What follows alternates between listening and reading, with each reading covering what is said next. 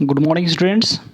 आज हम लोग इलेक्ट्रिसिटी चैप्टर का शॉर्ट रिवीजन करेंगे। तो चलिए हम लोग स्टार्ट करते हैं। देखिए होता क्या है इलेक्ट्रिसिटी में, इलेक्ट्रिसिटी है आपका। देखिए इलेक्ट्रिसिटी में क्या क्या हमको पढ़ने हैं पहले ये देख लीजिए। तो इलेक्ट्रिसिटी में सबसे इम्पॉर्टेंट चीज़ सबसे पहले आपको पढ़ना है कि ओम्स लॉ क्या होता है। ठीक, अब देखिए स्टार्ट करते हैं, हम एक एक करके एक्सप्लेन करते चलते हैं। तो इलेक्ट्रिसिटी में पहले आप अगर ओम्स लॉ पढ़ते हैं तो ओम्स लॉ क्या होता है। ओम्स लॉ होता है कि एट कांस्टेंट टेम्परेचर जो V equal to I R, यानी V जो होता है वो करंट के डायरेक्टली प्रोपोर्शनल होता है।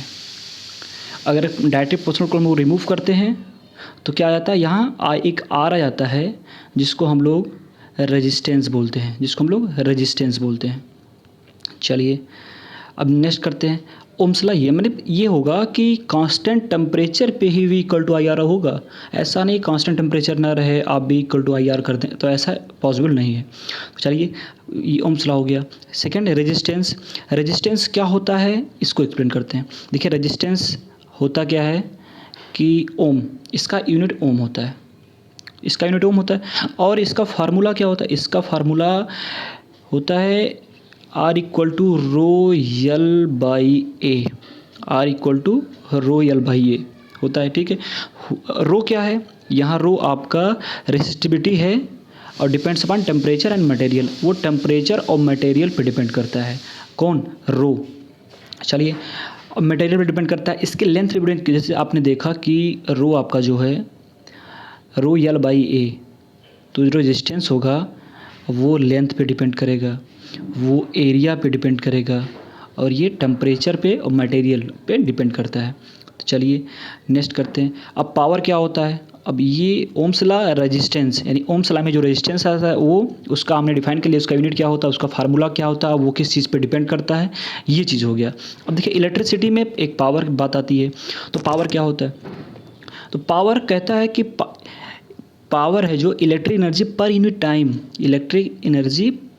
Unit time. आप डायरेक्ट पावर को ये W/T को डिनोट करते हैं, पावर को आप ऐसे भी एक्सप्लेन करते हैं। तो इलेक्ट्रिक एनर्जी W क्या है, यहाँ वर्क डन नहीं है, यहाँ पे हम लोग क्या करते हैं उसको इलेक्ट्रिक एनर्जी कंसीडर कर लेते हैं। वर्क डन एक तरह का ये वर्क डन ही है, तो हम लोग क्या करते हैं P इक्वल टू W/T आप जानते हैं।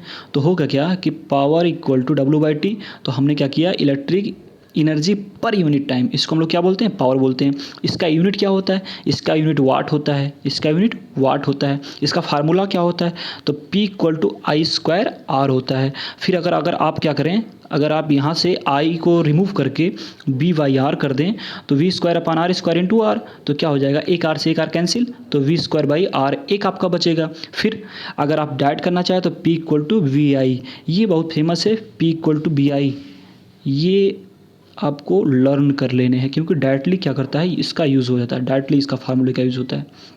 चलिए नेक्स्ट, इसका कॉमर्शियल यूनिट क्या होगा, जैसे आपने पढ़ा इसका यूनिट तो वाट होता है, इसका यूनिट वाट होता है, इसका आपने यूनिट पढ़ा वाट होता है।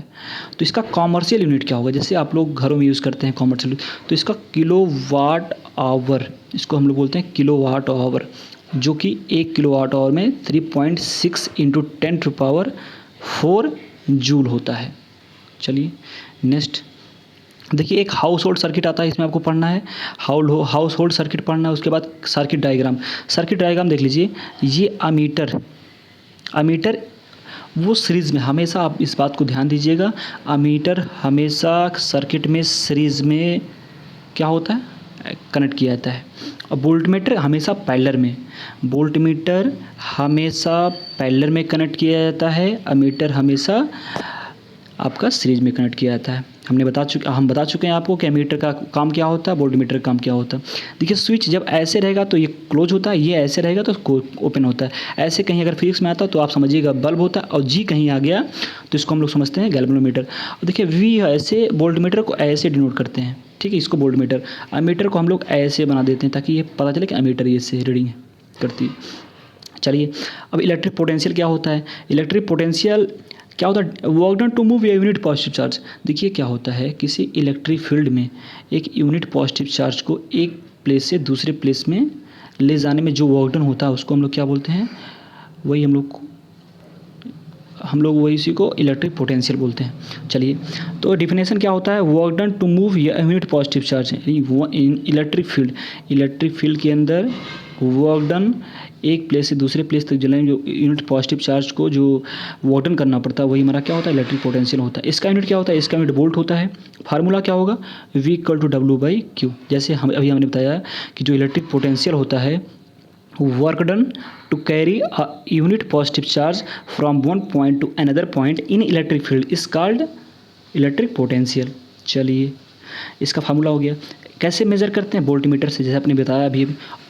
जैसे इलेक्ट्रिक पोटेंशियल को हम लोग वोल्टमीटर से मेज़र करते हैं और हमेशा ये आपका पैरेलल में कनेक्ट होता है किसी सर्किट में, ठीक है। अब देखिए इलेक्ट्रिक करंट की बात करें, electric current rate of flow of charge is called electric current, ठीक, इलेक्ट्रिक करंट होता है। अब देखिए rate of flow of charge electric, अब इसका यूनिट क्या होता है, इसका यूनिट होता है एम्पियर। इसका यूनिट क्या होता है, एम्पियर। इसका यूनिट हो जाएगा आपका एम्पियर। और